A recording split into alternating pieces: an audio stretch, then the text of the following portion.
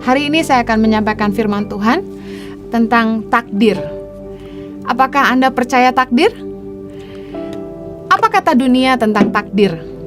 Oxford Dictionary berkata, "Destiny is the hidden power believed to control what will happen in the future."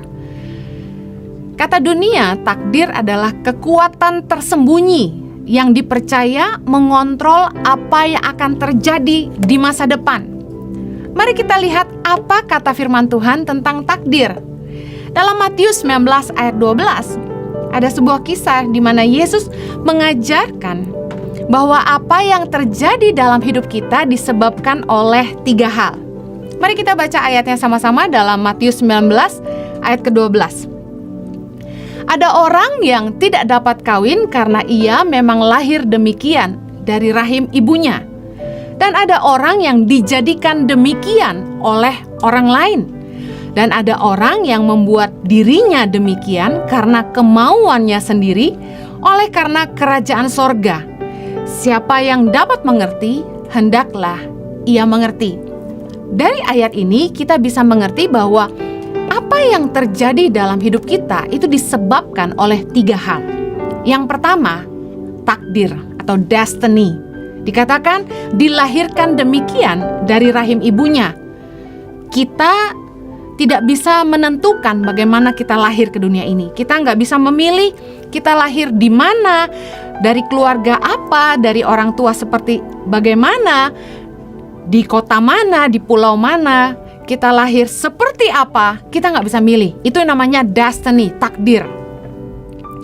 Yang kedua, apa yang terjadi dalam hidup kita disebabkan oleh akibat perbuatan orang lain. Dijadikan demikian oleh orang lain, kata Yesus. Contohnya, ada anak-anak yang lahir cacat karena ketika mengandung, ibunya minum obat-obatan untuk menggugurkan kandungan. Itu tentu akan berdampak kepada cacat fisik pada bayinya. Atau ada ibu-ibu yang punya kelainan kandungan. Tapi saya mau bilang bahwa apa yang orang lain perbuat ini juga bisa terjadi ketika kita menjalani hidup kita. Mungkin contohnya ada anak-anak yang mendapat pelecehan dari orang tuanya atau dari orang lain, dari gurunya. Ada anak perempuan, anak gadis yang mendapatkan perlakuan yang tidak baik dari teman atau pacarnya. Misalnya dia kehilangan keperawanannya akibat perbuatan orang lain. Kehendak bebas, apa yang terjadi dalam hidup kita juga ditentukan dari keputusan atau kemauan kita sendiri. Banyak hal-hal yang kita alami dalam hidup kita sebenarnya bukan apa yang Tuhan mau, tapi karena keputusan kita sendiri. Saya ingin awali bicara lebih dalam tentang takdir atau destiny. Apa kata Tuhan tentang takdir kita? Mari kita baca sama-sama dalam Yeremia 29 ayat yang ke-11. Sebab aku ini mengetahui rancangan-rancangan apa yang ada padaku mengenai kamu. Demikianlah firman Tuhan, yaitu rancangan damai sejahtera dan bukan rancangan kecelakaan, untuk memberikan kepadamu hari depan yang penuh harapan. Banyak orang yang hafal ayat ini, saya yakin.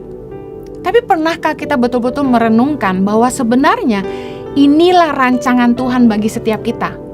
Bahwa Tuhan gak pernah merancangkan kecelakaan. Rancangan Tuhan buat kita adalah damai sejahtera dan masa depan yang penuh harapan. Tapi akan ada banyak orang-orang yang mungkin merasa Tuhan gak adil, lalu bilang gini, bagaimana dengan orang-orang yang lahir cacat, tidak sempurna? Ada yang lahir cacat, memang destiny, takdir, dia lahir demikian. Tapi juga ada orang yang lahir cacat karena perbuatan orang tuanya. Contoh seperti tadi, ibunya meminum obat-obatan ketika anaknya dalam kandungan. Tapi saya mau bilang gini, apapun yang terjadi dalam hidup kita ketika kita lahir seperti apa, saya percaya Tuhan punya rencana yang baik buat setiap kita. Saya kembali lagi kepada firman Tuhan bahwa rancangan Tuhan buat kita adalah rancangan damai sejahtera, hari depan yang penuh harapan. Kendati kita lahir tidak sempurna, saya percaya Tuhan tetap punya rencana yang baik buat setiap kita. Hari ini kita tahu bahwa banyak orang-orang yang lahir tidak sempurna, tapi hidupnya berguna. Mereka menjadi inspirasi buat hidup banyak orang. Tuhan pasti punya rencana buat hidup setiap kita. Itu yang namanya takdir, destiny. Bahwa lewat ketidaksempurnaannya, dia akan membuat nama Tuhan dipermuliakan. Bahwa Tuhan sanggup memakai hidup orang seburuk apapun masa lalunya, setidak sempurna apapun, bahwa Tuhan sanggup memakai hidup mereka untuk kemuliaan namanya, untuk hal-hal yang mulia, hal-hal yang berharga. Kalau kita tidak putus asa dan kita tetap mempercayai bahwa Tuhan punya rencana yang baik buat kita, saya percaya Tuhan sanggup pakai hidup kita, apapun keadaan kita. Kita mungkin lahir sempurna, tapi tahukah Anda banyak orang yang cacat hidupnya, dan Tuhan tetap bisa memulihkan kita dan memakai hidup kita. Saya boleh dikatakan adalah produk gagal, orang yang hidupnya nggak sempurna, penuh dengan cacat. Tapi saya dipulihkan Tuhan. Hari ini saya dipakai Tuhan karena anugerah dan kemurahannya semata. Tuhan tuh sangat baik. Saya percaya bahwa rancangan Tuhan selalu baik. Mungkin ada lagi yang bilang gini, gimana dengan nasib sial? Banyak orang yang hidupnya ditimpa musibah, bisnis apapun gagal. Kayaknya kok hidupnya tidak beruntung. Saya mau katakan begini, Tuhan tidak pernah memberikan pencobaan. Yakobus 1 ayat 13 bilang gini, apabila seorang dicobai, janganlah ia berkata, pencobaan ini datang dari Allah. Sebab Allah tidak dapat dicobai oleh yang jahat, dan ia sendiri tidak mencobai siapapun. Saya tidak percaya Tuhan mendatangkan hal-hal yang jahat dalam hidup kita. Saya tidak percaya bahwa Tuhan mendatangkan kecelakaan. Yes, ada masalah-masalah yang Tuhan izinkan terjadi dalam hidup kita. Tapi saya percaya apapun masalah yang terjadi dalam hidup kita, Tuhan itu gak pernah ninggalin kita. 1 Korintus 10:13 bilang gini, pencobaan-pencobaan yang kamu alami ialah pencobaan-pencobaan biasa yang tidak melebihi kekuatan manusia. Sebab Allah setia, dan karena itu Ia tidak akan membiarkan kamu dicobai melampaui kekuatanmu. Pada waktu kamu dicobai, Ia akan memberikan kepadamu jalan keluar, sehingga kamu dapat menanggungnya. Saya teringat kisah Ayub. Kita tahu bahwa kalau mau dibilang sial, hidup Ayub sial banget. Kasian banget. Dia kehilangan anak-anaknya, dia kehilangan hartanya, dia ditinggal istri dan sahabat-sahabatnya, dan yang paling parah, kesehatannya memburuk. Ayub sampai kulitnya bau. Saya mau bilang gini, kalau mau dibilang sial, Ayub melewati itu. Tapi apakah itu dari Tuhan? Mari kita lihat firman Tuhan, Ayub 1 ayat 8. Lalu bertanyalah Tuhan kepada iblis, apakah engkau memperhatikan hambaku Ayub? Sebab tiada seorang pun di bumi seperti dia yang demikian saleh dan jujur, yang takut akan Allah dan menjauhi kejahatan. Ayat 9, lalu jawab iblis kepada Tuhan, apakah dengan tidak mendapat apa-apa, Ayub takut akan Allah? Bukankah engkau yang membuat pagar sekeliling dia dan rumahnya, serta segala yang dimilikinya? Apa yang dikerjakannya telah kau berkati, dan apa yang dimilikinya makin bertambah di negeri itu. Tetapi ulurkanlah tanganmu dan jamahlah segala yang dipunyainya. Ia pasti mengutuki engkau di hadapanmu. Ayat 12. Maka firman Tuhan kepada iblis, nah, segala yang dipunyainya ada dalam kuasamu. Hanya janganlah engkau mengulurkan tanganmu terhadap dirinya. Kemudian pergilah iblis dari hadapan Tuhan. Kita tahu dalam kisah Ayub, seolah Tuhan mengizinkan iblis mencobai Ayub. Tapi saya mau bilang ini, Tuhan tidak mendatangkan nasib sial. Kenapa Tuhan mengizinkan iblis mencobai Ayub? Karena Tuhan terpancing dengan pertanyaan iblis, seandainya Tuhan gak berkati, apakah Ayub tetap takut akan Tuhan?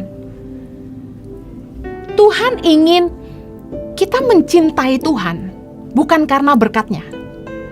Tuhan tuh pengen kita hidup takut akan Dia, bukan karena kita ada maunya. Tapi Tuhan mau kita belajar mencintai Tuhan dengan segenap hati kita dan sungguh-sungguh mencintai Dia dengan seluruh hidup kita. Tapi Tuhan memberikan batasan kepada iblis bahwa iblis gak bisa mengulurkan tangannya atas hidup Ayub. Dan kita tahu dalam kisah Ayub bahwa setelah dia berhasil melewati semua pencobaan iblis, Tuhan mengembalikan semuanya kepada Ayub, bahkan jauh lebih baik daripada sebelumnya. Ayub kembali memperoleh 7 anak laki-laki dan 3 anak perempuan yang paling cantik. Dari 7.000 domba, Tuhan mengembalikan menjadi 14.000 domba buat Ayub. Dari 3.000 onta, Tuhan mengembalikan jadi 6.000 onta. Tuhan mengembalikan 2 kali lipat dari apa yang Ayub miliki dahulu. Saya percaya bahwa rancangan Tuhan buat kita tuh selalu baik. Kalau ada yang bilang, kenapa hidup saya sial? Jangan selalu menyalahkan Tuhan. Karena Tuhan gak pernah mendatangkan yang jahat dalam hidup kita. Saya mau kembali lagi ngomong soal takdir, destiny. Apakah takdir ada? Yes, takdir ada. Destiny, rancangan Tuhan buat kita ada. Mazmur 139 ayat 16. Matamu melihat selagi aku bakal anak, dan dalam kitabmu semuanya tertulis hari-hari yang akan dibentuk sebelum ada satu pun daripadanya. Dalam bahasa Inggris dikatakan the days fashioned for me, yang artinya gini, hari-hari yang sudah dirancangkan, yang sudah didesain buat kita oleh Tuhan. Itu takdir. Di dalam kitab kehidupan, Tuhan sudah merancangkan apa yang Dia mau buat hidup kita. Bagaimana kita menghidupi takdir Tuhan? Yang pertama, saya pernah share ini di khotbah yang lain. Gumuli sungguh-sungguh, tanya sama Tuhan apa yang Tuhan mau buat hidup kita.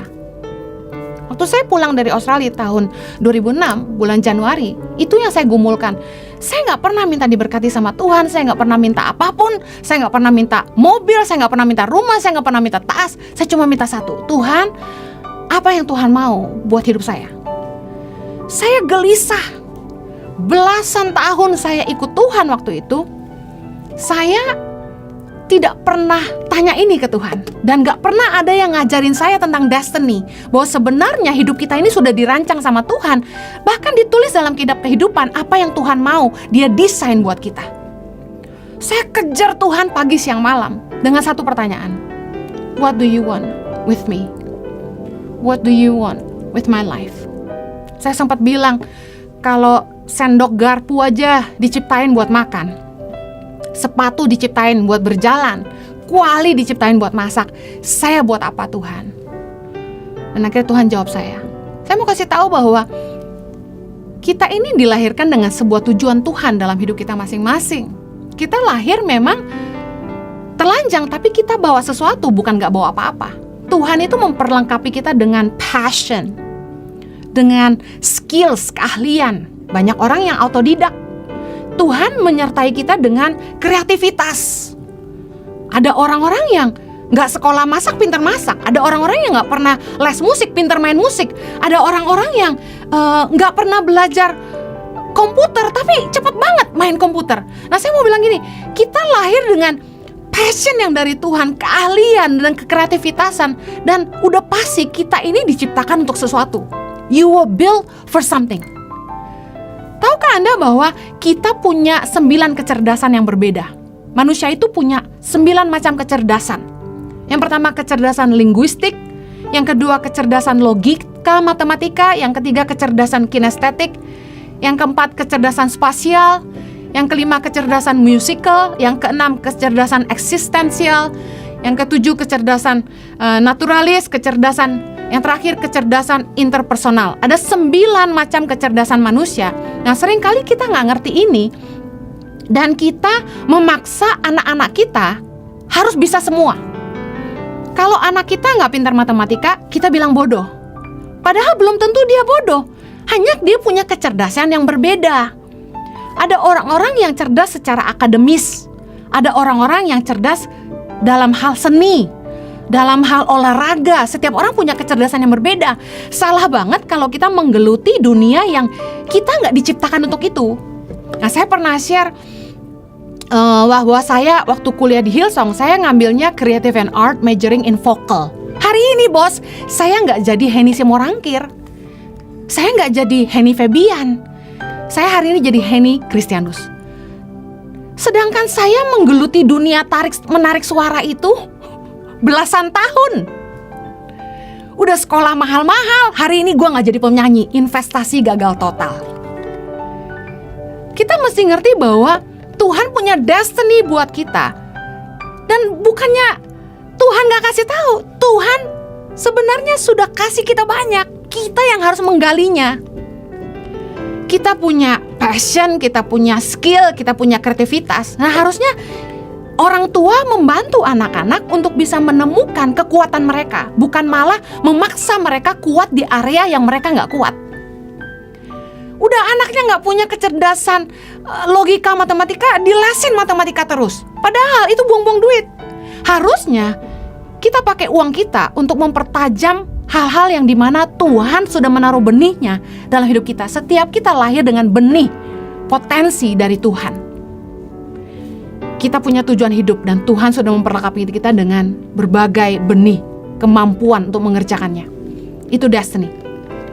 Pertanyaan berikutnya, gimana kalau orang ngerusak hidup kita? Apakah tujuan Tuhan berhasil? Apakah tujuan Tuhan bisa jadi dalam hidup kita? Kejadian 50 ayat 20 bilang gini, memang kamu telah mereka-rekakan yang jahat terhadap aku, tetapi Allah telah mereka-rekakannya untuk kebaikan, dengan maksud melakukan seperti yang terjadi sekarang ini, yakni memelihara hidup suatu bangsa yang besar. Kita tahu bahwa ini tentang kisah Yusuf, di mana Yusuf itu waktu kecil, ya masih remaja, hidupnya seperti apes banget. Tapi apesnya itu disebabkan karena kakak-kakaknya, dan kemudian istri Potifar, dan kemudian teman-temannya di penjara. Dan kita tahu bahwa dalam hidup Yusuf, takdir, destiny Yusuf dari Tuhan, yaitu menjadi orang yang berkuasa di Mesir, menjadi orang nomor 2 setelah Firaun, itu tergenapi. Tapi sebelum itu digenapi, Yusuf melewati banyak banget. Kenapa? Karena Tuhan sedang meletakkan dasar yang kuat buat hidup Yusuf. Itu sebuah karakter yang ketika satu hari nanti dia akan jadi orang besar, dia tidak kepala besar. Tuhan itu mengizinkan apapun yang terjadi dalam hidup kita, meskipun tuh niat jahat orang sekalipun, Tuhan sanggup ubah jadi kebaikan. Mungkin orang merancangkan yang jahat sama kita, tapi Tuhan sanggup mengubahnya untuk mendatangkan kebaikan bagi kita. Roma 8:28. Bahwa di dalam segala sesuatu Allah turut bekerja untuk mendatangkan kebaikan bagi kita. Saya percaya bahwa sekalipun orang berusaha merusak hidup kita, kalau kita berharap sama Tuhan, Tuhan sanggup mengubah itu jadi kebaikan. Waktu kita jatuh, waktu kita hidup dalam dosa, waktu kita gagal, mungkin ini pernah jadi pertanyaan bagi setiap kita. Karena ini pernah jadi pertanyaan saya. Tuhan, di mana sih waktu orang tua saya ninggalin saya? Tuhan, di mana sih waktu saya jatuh dalam dosa? Tuhan, di mana sih waktu orang-orang tuh memperlakukan saya nggak adil? Nah, saya mau kasih tahu, hari ini saya ngerti bahwa Tuhan itu selalu bersama saya, menemani saya. Tuhan ikut sedih waktu saya nangis. Waktu saya nggak bisa bayar uang kuliah, Tuhan ikut nangis sama saya. Tuhan memberi saya kekuatan untuk melewati semua. Tahukah Anda bahwa salah satu kasih karunia Tuhan dalam hidup kita adalah gini? Mungkin hidup kita sulit, mungkin hidup kita sukar. Tapi saya mau bilang gini, Tuhan kasih jalan keluar. Tuhan kasih kekuatan untuk kita bisa ngelewatin itu semua. Mungkin hidup kita kayaknya nggak mudah, tapi kasih karunia-Nya menyertai kita, sehingga kita beroleh kekuatan untuk menghadapi semuanya. Kalau hari ini saya ingat-ingat lagi apa yang saya udah lewatin, saya nggak ngerti deh gimana saya bisa lewatin semua itu. Tapi saya mau bilang gini, Tuhan yang sama, yang sudah mengubah hidup saya dari rusak jadi berharga, dari semua pengalaman direndahkan, diperlakukan gak adil, dihina, dimanfaatkan, Saya mau kasih tahu bahwa semua yang saya lewati itu menjadi pelajaran yang sangat-sangat berharga. Jadi kalau kita pernah ngelewatin hal-hal yang gak baik dalam hidup kita, saya mau kasih tahu, Tuhan sanggup mengubah itu semua untuk mendatangkan kemuliaan bagi namanya. Nah, Tuhan itu Tuhan yang mengubah yang hina jadi berharga. Satu hari saya dapat ayat ini. Yesaya 60 ayat 14. Anak-anak orang-orang yang menindas engkau akan datang kepadamu dan tunduk. Dan semua orang yang menista engkau akan sujud menyembah telapak kakimu. Mereka akan menyebut engkau kota Tuhan, Sion, milik yang kudus Allah Israel. Sebagai ganti keadaanmu dahulu, ketika engkau ditinggalkan, dibenci, dan tidak disinggahi seorang pun.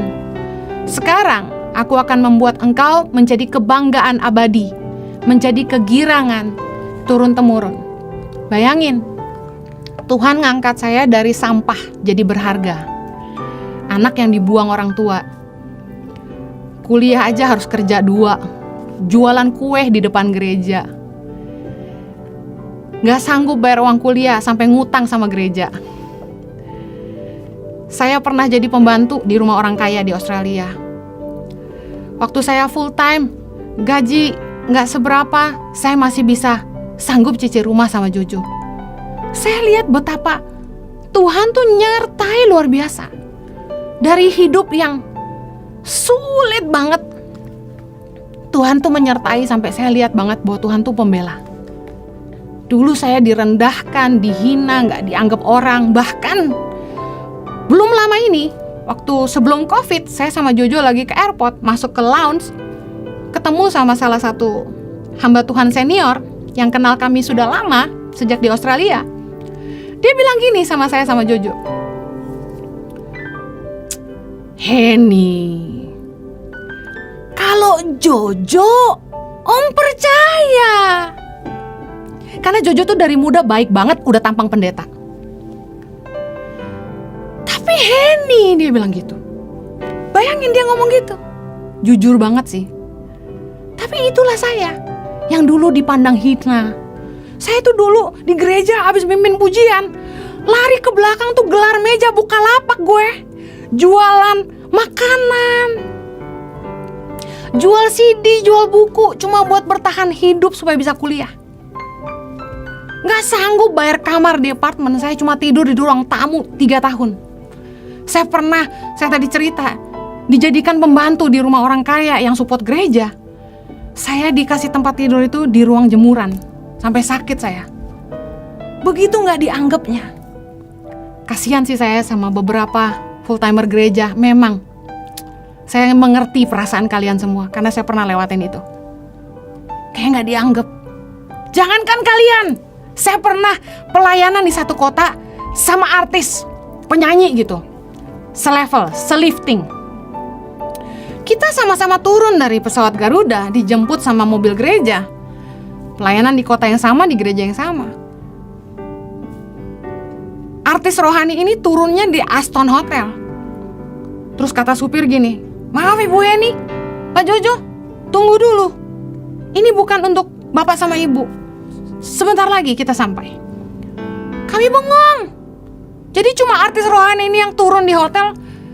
Kami diantar ke sebuah penginapan, saya lupa Losmen atau Hotel Cempaka gitu kurang lebih. Saya gak masalah, tapi saya bisa lihat, memang di dunia ini keras banget. Perbedaan tuh ada. Apalagi ras, status. Tapi saya mau bilang gini, Tuhan itu gak akan pernah gagal dalam hidup kita.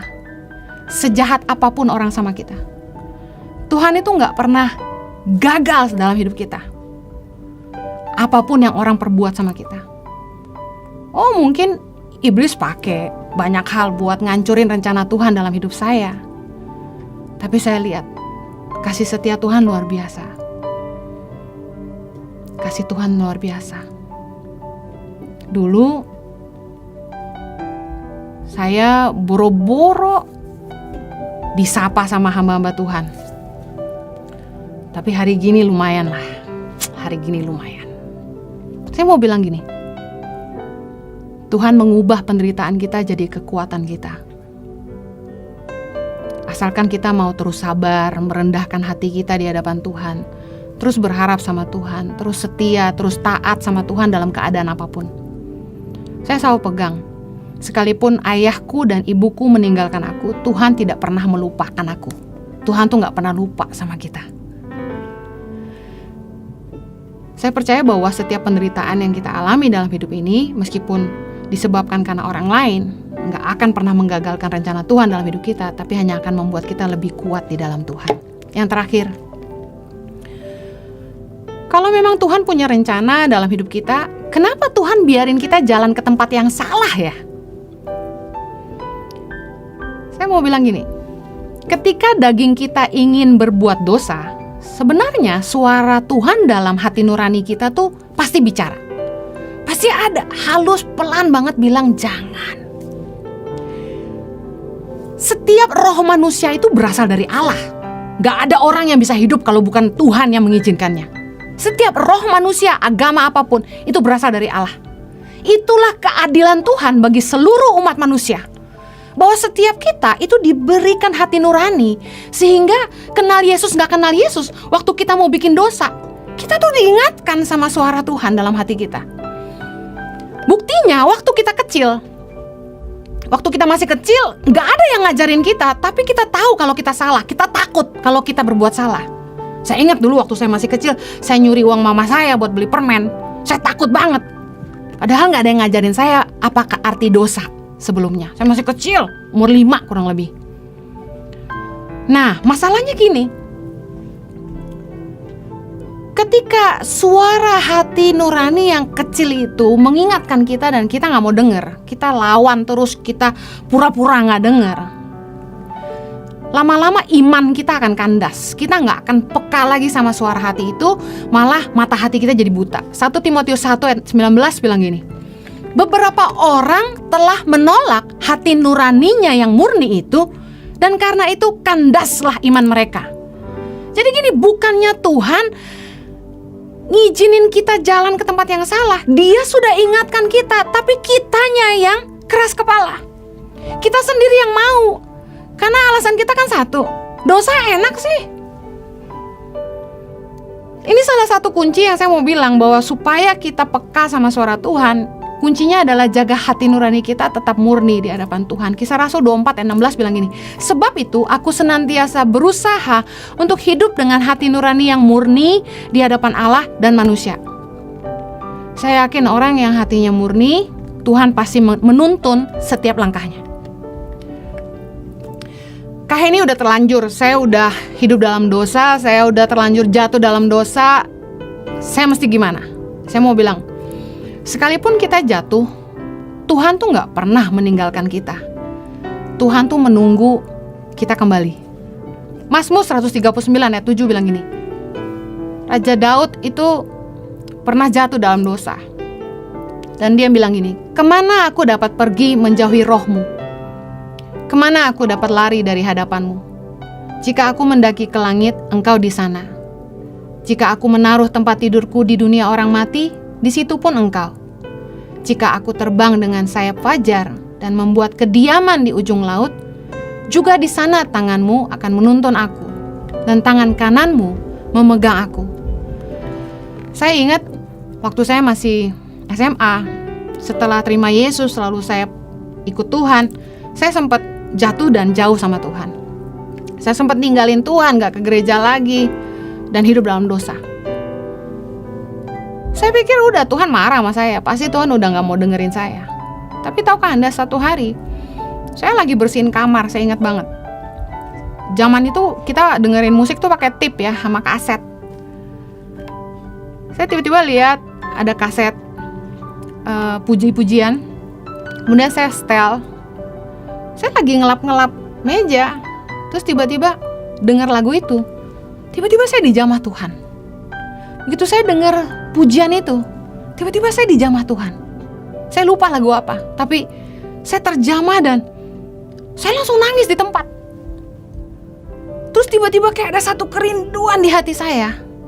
Saya mau ke gereja, saya mau balik lagi sama Tuhan. Saya ngerti banget perasaan orang-orang yang waktu kita tuh jauh sama Tuhan, waktu kita tuh jatuh dalam dosa, berat banget buat balik lagi. Bahkan begitu kita berhenti gak konsisten saat teduh, tuh buat mulai lagi tuh berat banget. Saya pernah ngalamin. Tapi saya mau bilang gini, apa yang kita sering diajarin bahwa kita tuh harus seperti ini dan seperti itu sama Tuhan, ternyata saya ngalamin hidup saya tuh gak semua benar. Bahwa Tuhan tuh Bapa yang penuh dengan kemurahan gitu. Bahwa kalau kita tahu, sekalipun kita jatuh, Tuhan tuh nunggu. Sekalipun kita jauh, Tuhan tuh gak lupa sama kita. Tuhan tuh nunggu kita pulang sama Tuhan. Tapi saya mau kasih tahu, ada konsekuensi yang akan mengikuti setiap keputusan kita. Akan ada akibat yang mengikuti setiap tindakan kita. Galatia 6 ayat 7 bilang, jangan sesat, Allah tidak membiarkan dirinya dipermainkan, karena apa yang ditabur orang itu juga yang akan dituainya.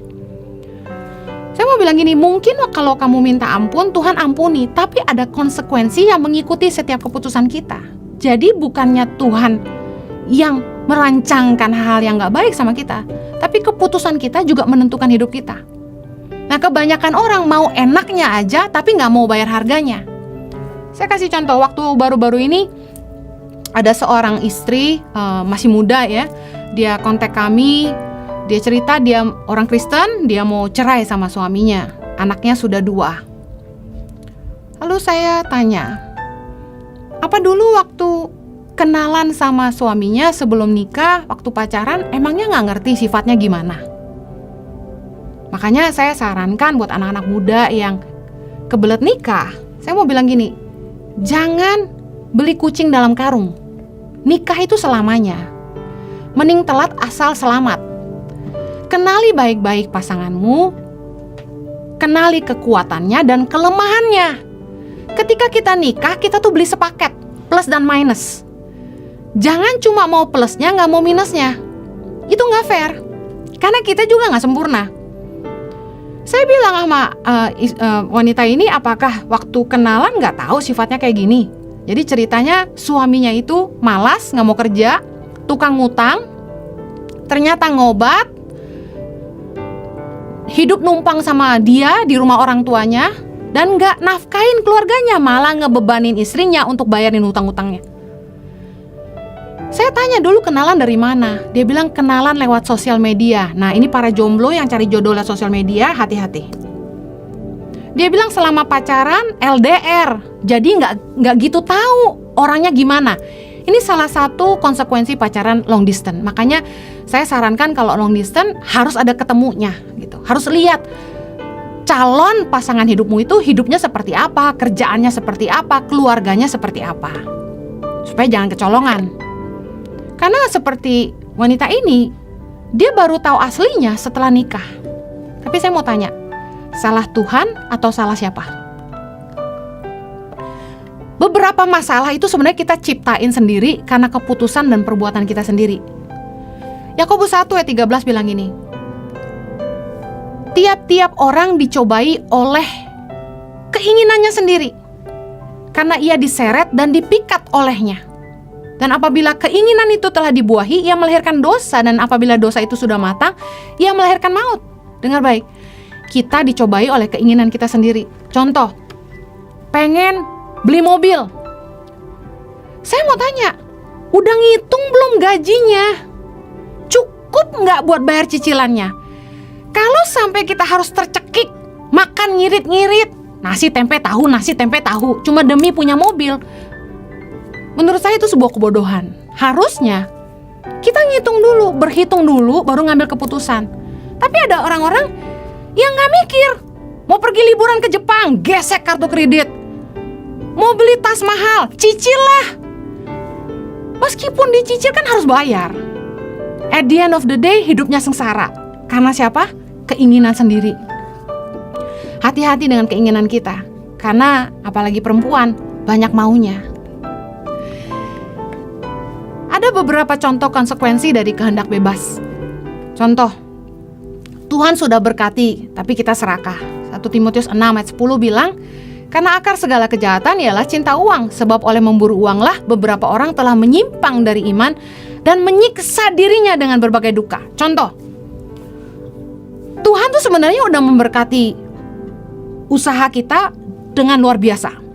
Satu bisnis aja tuh hasilnya udah banyak banget. Tapi beberapa orang serakah dan gak cukup. Akhirnya bikin bisnis baru lagi. Yang terjadi adalah gini, kehilangan waktu dengan keluarga, kehilangan waktu dengan diri sendiri, stres karena belum tentu bisnis yang kedua menguntungkan, yang ada malah nyedot keuntungan dari bisnis pertama. Akhirnya siapa yang disusahkan? Kita sendiri, karena keputusan kita sendiri. Banyak orang yang pengen cepat kaya tapi dengan jalan yang mudah. Amsal 19 ayat 2 bilang gini, tanpa pengetahuan kerajinan pun tidak baik. Orang yang tergesa-gesa akan salah langkah. Kalau ada orang yang datengin kita, nawarin bisnis dengan hasil yang fantastis, saya mau bilang gini, if it is too good to be true, it is not true. Kakak saya pernah ngajarin ini ke saya. Kalau ada tawaran yang begitu hebat, itu berarti gak benar. Karena gak ada jalan mudah menuju sukses, semua ada harga bayarnya. Masalah yang kita hadapi dalam hidup kita belum tentu karena Tuhan, tapi seringkali karena keputusan kita. Yang terakhir saya mau bahas ini. Bisakah rencana Tuhan gagal dalam hidup kita? Tuhan punya destiny buat kita. Apakah bisa gagal? Saya mau jawab bisa. Apa penyebab rencana Tuhan gagal dalam hidup kita? Yang pertama, ketidaktaatan. Janji Tuhan gak pernah gagal. Namun ketidaktaatan kita akan menggagalkan rencana Allah bagi kita. Rencana Tuhannya gak akan gagal. Tuhan bisa pakai orang lain. Penyebab kedua, rencana Tuhan gagal dalam hidup kita karena dosa. Yesaya 59 ayat kedua bilang gini, tetapi yang merupakan pemisah antara kamu dan Allahmu ialah segala kejahatanmu, dan yang membuat dia menyembunyikan diri terhadap kamu sehingga ia tidak mendengar ialah segala dosamu. Kita tahu bahwa dosa selalu menurunkan nilai dan membuat kita kehilangan kemuliaan Tuhan. Upah dosa adalah maut. Janji Tuhan pasti tidak akan digenapi kalau kita nggak mau bertobat sungguh-sungguh. Saya mau bahas lebih banyak tentang ini. Janji Tuhan tidak digenapi bagi orang-orang yang tidak taat. Bilangan 32 ayat 11 bilang gini, bahwasanya orang-orang yang telah berjalan dari Mesir yang berumur 20 tahun ke atas tidak akan melihat negeri yang kujanjikan dengan bersumpah kepada Abraham, Ishak dan Yakub.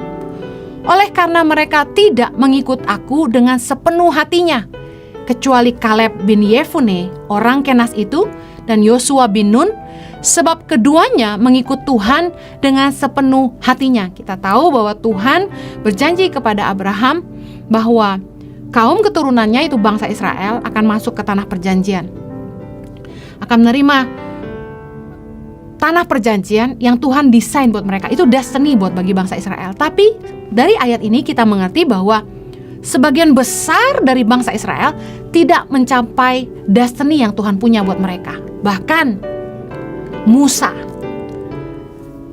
Nabi Musa yang begitu dikasihi Tuhan, salah satu nabi yang bertemu muka dengan Tuhan, ini yang luar biasa, tidak masuk tanah perjanjian. Mari kita lihat sama-sama dalam Ulangan 34 ayat yang keempat. Dan berfirmanlah Tuhan kepadanya, inilah negeri yang kujanjikan dengan sumpah kepada Abraham, Ishak dan Yakub demikian. Kepada keturunanmu lah akan kuberikan negeri itu. Aku mengizinkan engkau melihatnya dengan matamu sendiri, tetapi engkau tidak akan menyeberang ke sana. Lalu matilah Musa, hamba Tuhan itu, di sana di tanah Moab, sesuai dengan firman Tuhan, dan dikuburkannya lah dia di suatu lembah di tanah Moab, di tentangan Bet Peor, dan tidak ada orang yang tahu kuburnya sampai hari ini. Musa berumur 120 tahun ketika ia mati, matanya belum kabur dan kekuatannya belum hilang.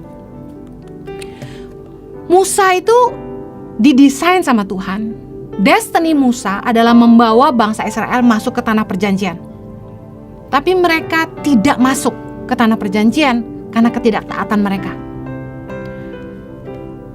ayat yang menarik saya baca di dalam Keluaran 34 ayat ke-7 ini, dikatakan Musa berumur 120 tahun ketika ia mati.